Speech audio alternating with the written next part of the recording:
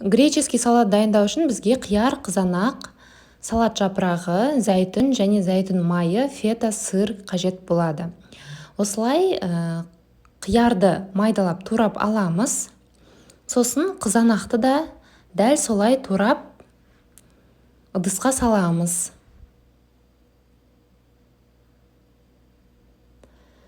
Фета ірімшігін 4 бүршектеп турап осы ыдысқа салып шығамыз. Өте оңай әрі тез дайындалатын салат түрі.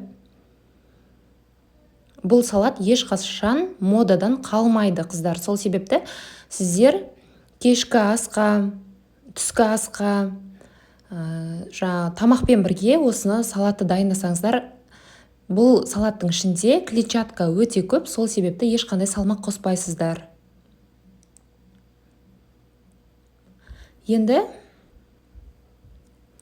осы салатты алып, ішіне зәйтүнді қосып, жақсылап тұрып, араластырып алуымыз қажет.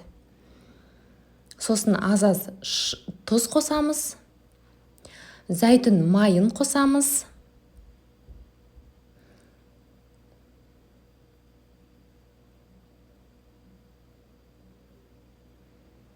Міне енді аз-аз тұз қоссақ, сосын араластырып, ыдысымызға саламыз.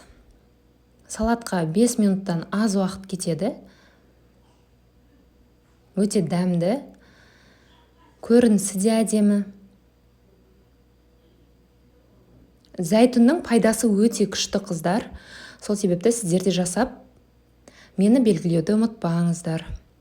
Барлықтарыңызға ас болсын.